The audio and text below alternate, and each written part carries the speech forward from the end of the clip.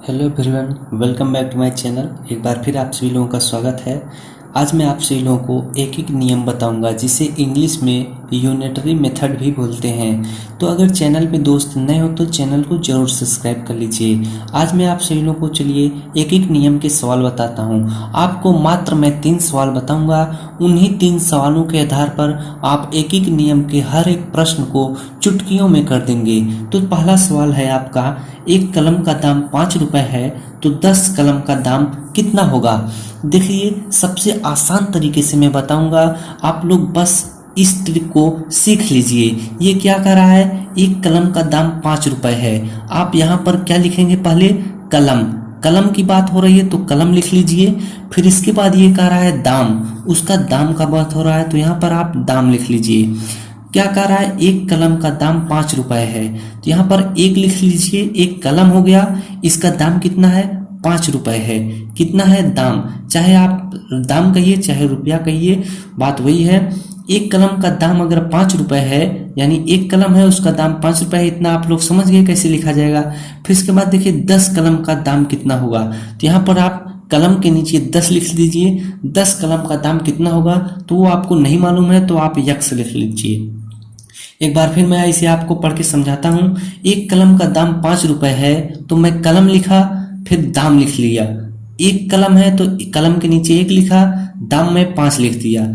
फिर इसके बाद कह रहा है तो 10 कलम का दाम कितना होगा, यानी यहाँ पर अब मैं 10 कलम लिखा तो दाम मुझे नहीं मालूम है 10 कलम का।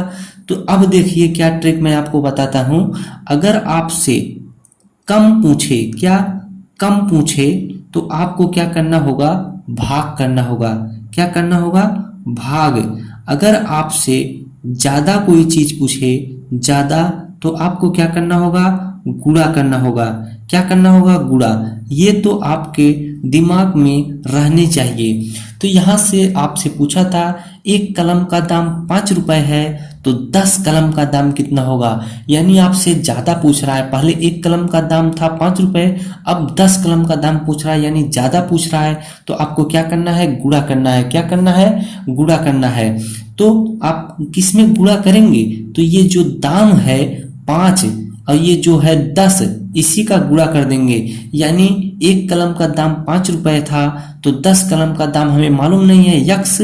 तो हम लिख लेंगे कितना, ये दो, जिसे मैं आपको डायरेक्ट बता रहा हूँ जिसे आप लोग आसानी से समझ सकें। तो यहाँ पर आप लिखेंगे 5 और ये जो 10 है इसका क्या कर देंगे, गुणा। 5 गुणे 10, तो यहाँ पर हो जाएगा, जब 10 गुणे 5 करेंगे तो आपका आ जाएगा 50, यानी 10 कलम का दाम कितना होगा, 50 रुपया। 50 रुपया। इतना बात आपको समझ में आ रहा होगा। देखिए एक बार फिर मैं आपको समझाता हूँ। एक कलम का दाम 5 रुपए था तो 10 कलम का दाम कितना होगा। एक कलम था तो उसका दाम 5 रुपए था, अब कलम बढ़ गया, यानी ज्यादा कलम है तो ज्यादा के लिए गुणा करना होगा। तो किसमें गुणा करेंगे, जो पहले दाम था उसी में गुणा करेंगे, कितना, जो कलम पूछा जा रहा है। तो 5 गुणे 10 कर दिया मैंने, 50 हो गया। दूसरा सवाल देखिए आपके स्क्रीन पर है। ये क्या कह रहा है, 4 किताब का मूल्य 20 रुपए है तो एक किताब का मूल्य क्या होगा। तो यहाँ पर किताब लिख लीजिए, किताब, और यहाँ पर आप लिख लीजिए मूल्य। क्या, मूल्य। ये कह रहा है 4 किताब का मूल्य 20 रुपए है तो यहाँ पर आप 4 लिख लीजिए और मूल्य इसका 20 लिख लीजिए। 4 किताब का मूल्य कितना, 20 रुपए है। तो कह रहा है एक किताब का मूल्य क्या होगा, यानी एक किताब का मूल्य क्या होगा। यहाँ पर आप एक किताब लिख लीजिए, मूल्य आपको नहीं मालूम है तो आप यक्स लिख लीजिए। तो मैं बोला जब एक, यानी कम पूछ रहा है, पहले 4 किताब था अब एक किताब का दाम पूछ रहा है, यानी कम किताब का दाम पूछ रहा है, तो कम के लिए क्या होता है, भाग होता है। तो क्या हो जाएगा, भाग हो जाएगा। अब देखिए यही चीज आपको ध्यान में रखनी होती है। जब आप गुणा करते हैं तो मूल्य जो पहले का मूल्य होता है, जो अब जब आपसे पूछा जाता है तो इसमें से इसको आप क्या करते थे, गुणा करते थे। लेकिन अब आपको क्या करना है, कम करना है, यानी एक किताब का दाम निकालना है तो आपको भाग देना होगा, किसमें, 20 भागे 4 करना होगा, यानी जो पहले मूल्य है जो पहले किताब है। तो यहाँ पर आप लिख लीजिए 20 यहाँ पर लिख लीजिए आप, इस 4 को यहाँ पर लिख लेंगे, इस 20 को यहाँ लिखेंगे और इस 4 को यहाँ। तो जब भाग दे देंगे तो 4 पंचे 20 हो जाएगा, आपका उत्तर आ जाएगा कितना, यहाँ पर आप लिखेंगे 5। यानी 4 किताब का दाम अगर 20 रुपए है तो एक किताब का दाम कितना होगा, 5 रुपए।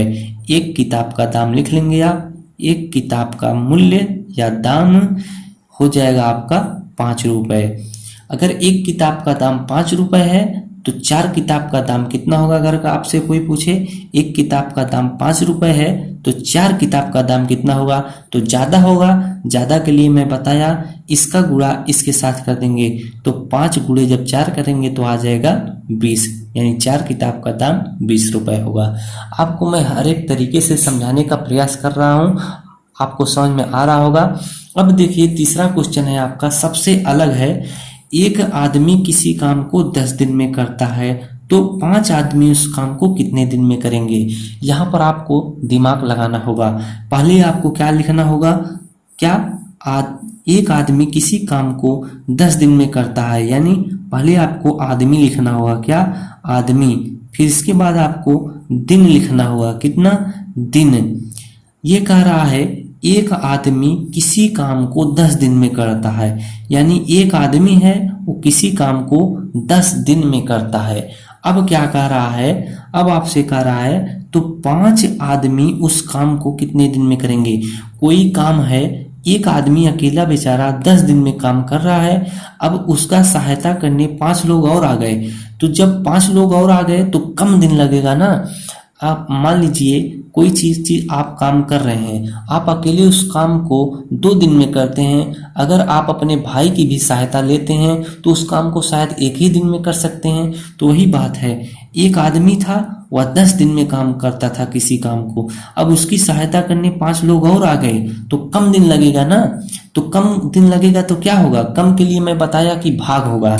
तो आपको क्या करना होगा, 10 भागे 5 कर देना होगा, यानी यहाँ पर 10 लिखेंगे और बटे में ये 5 को यहाँ पर लिख लेंगे। तो 5 के 5, 5 दूना 10, यानी 2 दिन में वह काम हो जाएगा। अगर 5 आदमी आ जाएंगे तो वह काम 2 दिन में हो जाएगा। आपको एक चीज शायद क्लियर ना हो रही हो, कब गुणा हो जा रहा है कब भाग हो जा रहा है। देखिए यही चीज आपको नहीं समझ में आ रही होगी, कब यहाँ पर आप भाग कैसे कर देते हैं, कभी आप इसका इसके साथ कर रहे हैं तो कभी आप इसका इसके साथ कर रहे हैं। देखिए यहाँ पर ध्यान से देखिएगा, यहाँ पर ध्यान से देखिए यहाँ पर जब आपसे गुणा करने के लिए कहा जाएगा, क्या, गुणा, तब आप इसका और इसका क्या करेंगे, गुणा कर देंगे। जो पहले है ये पहले था और ये भी पहले था, तो इसका क्या हो जाएगा, गुणा हो जाएगा।